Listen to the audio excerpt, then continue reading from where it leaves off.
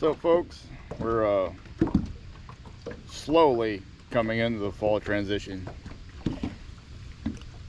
I want to state that because a lot of guys seem to think we're already in it, and we're not. That's a good fish. Oh, thought it was a good fish. Pretty small. But we're getting closer. Thermoclines are starting to disappear in the lakes. Things are going to start disappearing on the lakes. Like some of mine are rafts and piers, boats. All that stuff's going away. Boat traffic's going to be almost down to nothing. And that's the part of the fishing season that I like the most. But as we're coming into that, we're going to start noticing fish being able to access spots that they couldn't this summer. With the thermocline, there are deeper brush piles. They can get back on those now. Start looking for fish in those areas and suspending out in deeper water. When you come up to these fish, it's important to approach them with caution. You don't know how they're going to react. You don't know if they're going to spook, run, or what they're going to do. As you're watching the video today, I don't really explain a whole lot in it, but your ability to change distance to those fish as your boat drifts and things like that. You want to be able to cast, pitch, and vertical jig really quick. So what I do for when I can pitch short distances and vertical jig by controlling my line like that. I don't have to keep opening, shutting, and closing my bail and casting and worry about all that. I'd rather not have to mess with that. Being able to control my bait really well is key for me. I don't want it to shoot past the fish, go all the way on the bottom and try and bring it back up, and by that time you're all the way past the fish and you got to do it all over again. And you reel all the way up to the end of the pole. Now you open your bail, let some line out, cast it back out, try to get your boat back up to the fish. It's frustrating. It takes extra time, and it's not necessary. You can learn to control your bait like that. You can pitch it out.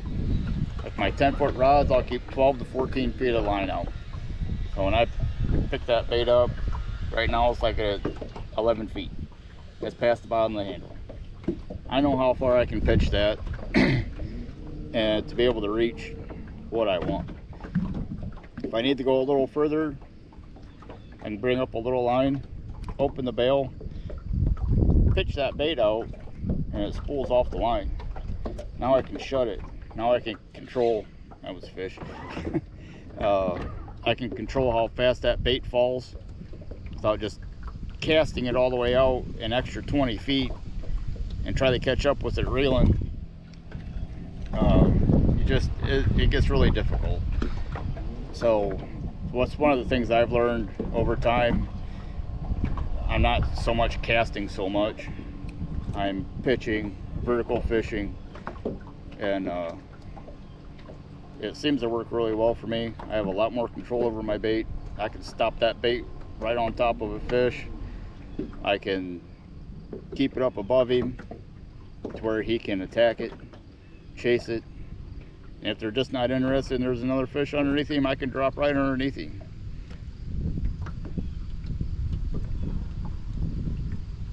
Got one chasing. Nope.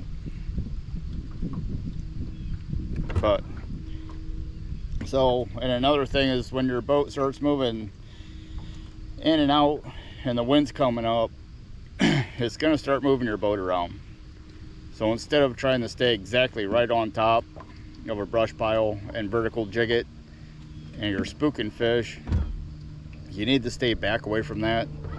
You want to keep your target at like 20 feet, cast out to 30, and start bringing it back over the top. And you track it with your live scope. You drop that bait down really slow in front of it. It starts coming up after it. It's gonna chase. Speed up, so he can chase it, 'cause that's what they like to do. And just kind of a touchy-feely thing. It's like hiring the new guy at work and putting him on a skid steer first day. He's never been on an equipment like that. You find something to stand behind. That's because he really don't know what he's doing. You can't be inside the cab with him to really explain anything to him. So you just got to kind of let them learn by themselves, which is scary and good at the same time. Oh, he got away. But anyways, that's how I start my fall. These fish are going to go back to their clear water attitudes, is what I call it. They're going to be a little spooky. The water's going to clear up. They're going to be able to see a whole lot further, and they're going to be able to detect your boat. There's not so much boat traffic on the water anymore, so when they're picking up vibrations in the water really close to them, like your trolling motor going on and off, they're going to be aware of it. You're going to want to keep your distance. But just kind of watching the video, you can see me transition from casting to pitching, the vertical jigging, especially on this one spot I'm on right now. If your lake doesn't have a trampoline, you need one, because the fish love these things. We happen to have one in our lake. I don't know where it came from. I'm assuming somebody's property. Blew it out into the lake, and they've never came after it. It's been out here for quite a while. But this thing is just loaded, as you'll see in the video. So stick around, I'm going to give you some fishing shots.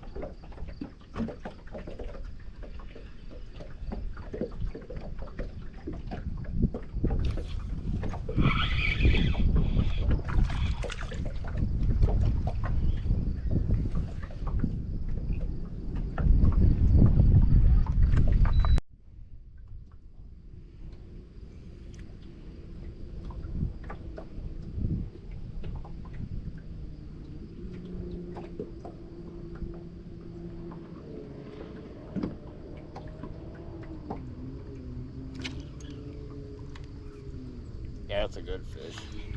Better fish. Yeah.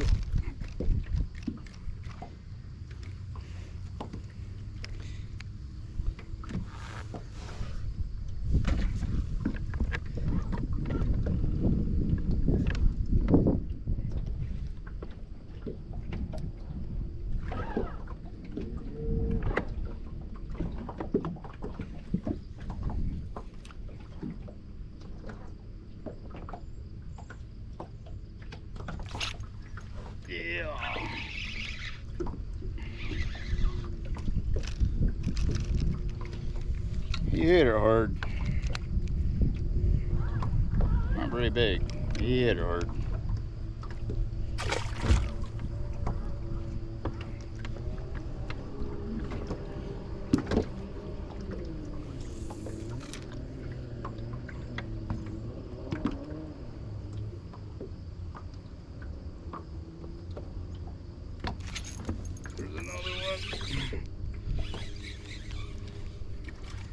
Little dudes are fighters.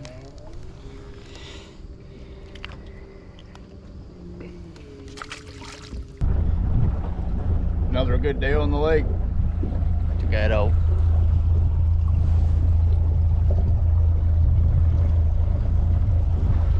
It's like 2 hours. We're not in the fall transition yet. Everybody wants it. It's coming. But it's not here, especially in Indiana. It's not here. Anyways, thanks for joining in. Like, subscribe, share. Check out 3 Pound Fishing Tackle, Sniping Braid, and Ozark Rods. All 3 great companies to deal with. You guys won't have any problems with their stuff. But anyways, I appreciate it. Thanks for tuning in. We'll catch you next time.